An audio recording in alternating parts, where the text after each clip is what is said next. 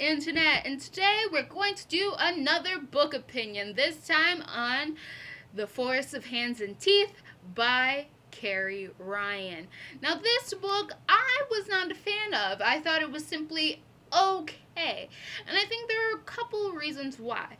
None to the reason of Carrie Ryan. Carrie Ryan is a very good writer. I don't see any problems with the way that she puts words to a page, but more of her execution to those words. Now, call back on those Twilight eras, or perhaps you've read Lauren Kate's Fallen series. Now, there is a certain type of romance that go on in those two books. A romance that's more insta-lovey and kind of stems from teenage hormone spikes and the idea that puppy love is the same thing as actual love. Now, I'm a firm believer that maybe there could be an idea of love at first sight, but you don't truly fall in love with a person until you learn more about them. Mary does not have the same issue in this book. Our main character here, our eyes through this world, she very quickly is convinced that she is in love with one boy. This being, even though she has never spoken to this boy regularly, she's never spoken in full sentences to this boy, he's simply attractive, and all of a sudden she's in love with him because she sees him every day. He's not even conscious most of the time she sees him, but she still falls in love with him, and she's so sure this is love. But I, like so many of the other characters, is not fully convinced that she is in love.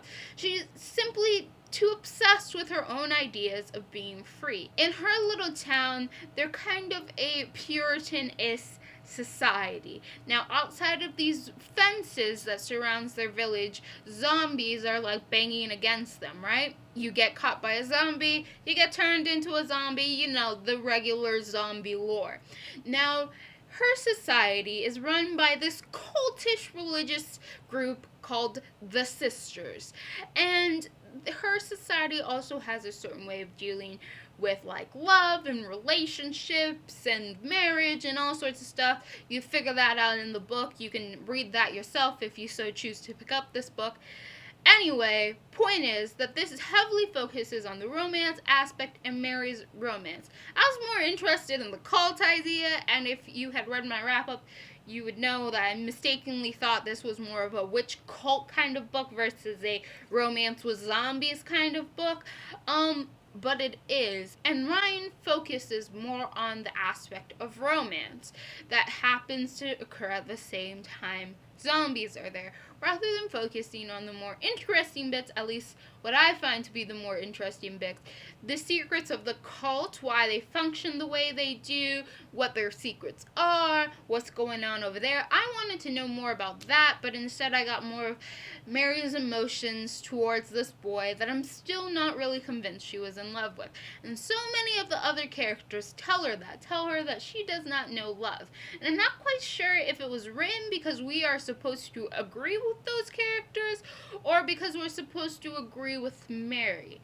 The way that this romance plays out and the way that Mary's feelings go along is very reminiscent of characters such as in Stephenie Meyer's Twilight, where you're not quite sure is love. Any of you out there who've ever read books of insta-love, of stories that go along this line, of stories such as those, will understand what I'm talking about. I'm still not convinced that this is a romance. I'm simply not. I'm not quite sure Mary was ever in love with this boy. Maybe she loved the idea of love, but I'm not quite convinced that she was actually in love with the boy himself. Even when they are together, she seems more focused on her freedom than she does on her love with him. And now I don't think we should become self-absorbed with our love, but it just is a little suspicious, just a little bit.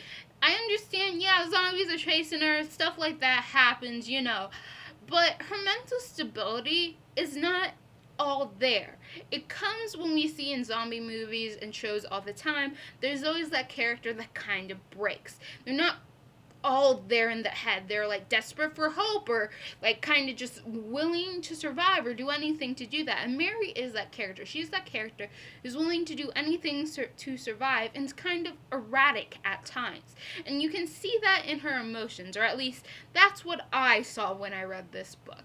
So this book to me, this book Force of Hands and Teeth was not really what I expected, and I admit what I expected wasn't what this book was sold as, and that was all my fault in part, but it's also reminiscence of the romances in Twilight and Fallen, and I think most of us have outgrown that. At least if you're not a raging hormonal teenager anymore, you're less likely to forgive some of the thoughts and actions that go on into this, because you've moved past the age where you are like Ariel, just wanting to marry that prince on the land, and more like, girl, you're only 16, what you talking about?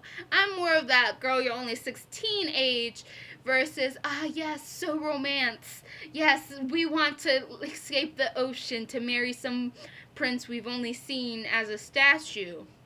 You know. So this book is definitely for those who are still in that twilight period of time where they truly enjoy that. Like, they don't find the faults in that anymore, or at least can ignore the faults in that.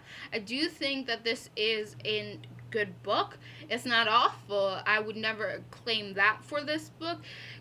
It's simply a book of its time, rather the kind of books that I read now, if that makes any sense. So, The Forest of Hands and Feet by Carrie Ryan is this romance with zombies, and it's okay. If you like anything that you're seeing here and you want to continue to see more, subscribe down below and ring the little bell to be notified every time I make a new video.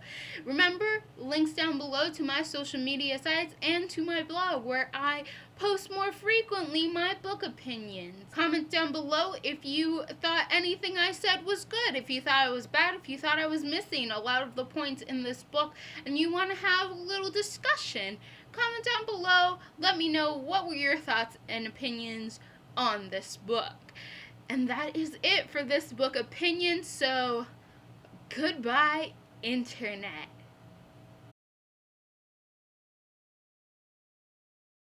It is a world of zombies, and they never name it zombies in this book, and I've never understood why in zombie books and entertainment they never just call the thing zombies.